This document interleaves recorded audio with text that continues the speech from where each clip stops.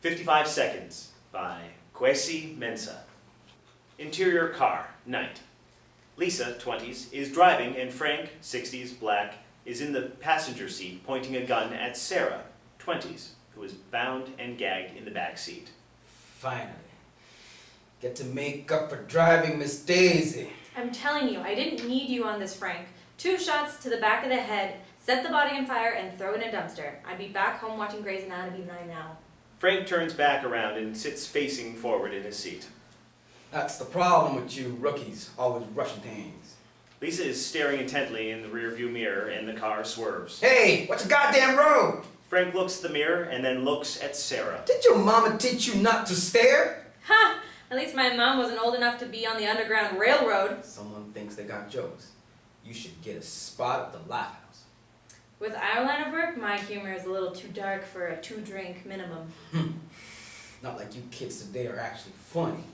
None of y'all appreciate true artistry, not like my daddy. Lisa glances down at her watch. Here we go again. Frank looks at Sarah through the rearview mirror. He was a painter.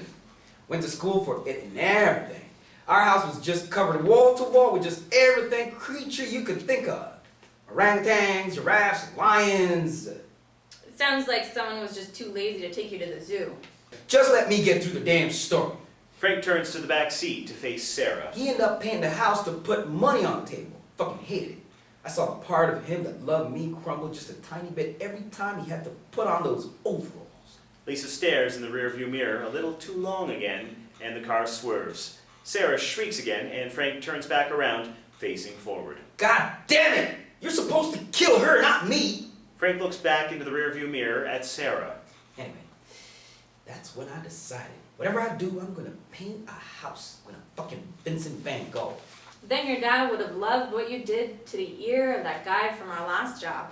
Lisa glances down at her watch. 55 seconds. What are you babbling on about? You find an excuse to tell that story at least once a week. You're 5 seconds faster than Tuesday, but 10 seconds slower than the Wednesday before that. I try to pass some damn wisdom to you and that's how you act? Hey, your fault for coming along. I told you I could handle this myself. Take off the training wheels and... You know what? Pull over. Oh, come on. Lisa pulls over into the parking lot of a motel.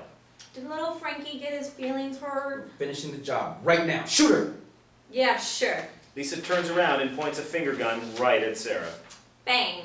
Lisa turns back around and is getting ready to put the car back in gear. You happy? Now I'm gonna have dirt all over the side of my car. Lisa's about to take the car out of park when Frank stops her right hand. He then violently yanks up the parking brake. You think I give a fuck about your car? Frank shoves his gun into Lisa's right hand. If I say shoot her, you shoot her. I'm not spending another minute listening to your complaining. You can't be serious. We'll blow our goddamn ears out. We don't know who can see us. Plus, there's going to be blood splattered everywhere, so we'll have to dump the car while we're a 30-minute walk from town and... Let's make this equation nice and simple. Frank unholsters another gun and points it at Lisa. You shoot her or I shoot you.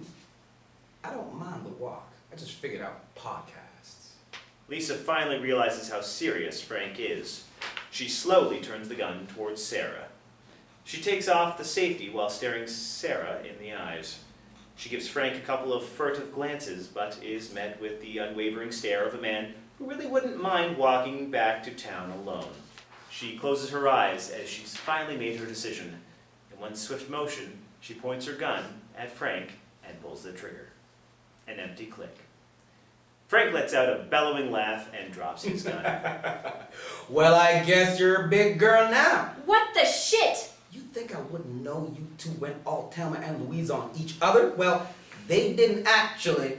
So this is part of where you sell me out so you can finish the job like a professional? Don't be dramatic. If I was gonna kill you, they'd have to take the car apart to find all pieces. Then what the hell are we doing here? What's the first thing we tell all our clients?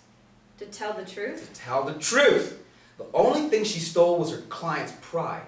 Getting involved in lovers' quarrels is about the dumbest thing you can do in your profession. He looks around to check the landmarks outside of the car. 55 seconds on Route 1. Just about enough time for us to get to the roadside motel. He takes a room key out of his pocket and hands it over, with his gun, to a still confused Lisa. Lisa inspects the key. Room 43?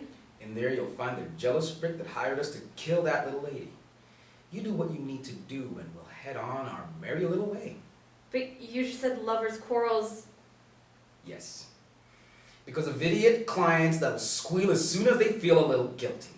Then why scare the shit out of me? If the little lady back there is gonna walk tonight, I need to know this isn't just some fling. You could have just let us. Run away?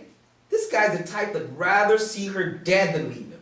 He ain't gonna let you ride off into the sunset. Besides, I'm finally getting used to you. You remind me of... Forget it. Frank's moment of vulnerability astonishes Lisa and hangs in the air. Lisa takes a beat to ponder her options. Who's gonna be pissed if this guy is dead? Frank stares back at Sarah through the rear-view mirror. Doesn't really matter.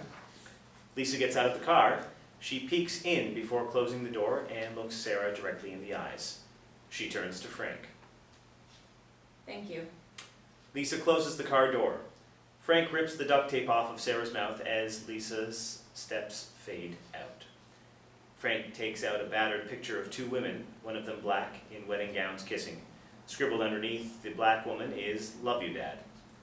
After a beat of silence, they hear two gunshots in the distance. Frank puts the picture back in his wallet. He looks at his watch and then turns around to Sarah. I think you can still catch that end of the 10 o'clock show at the Laugh House.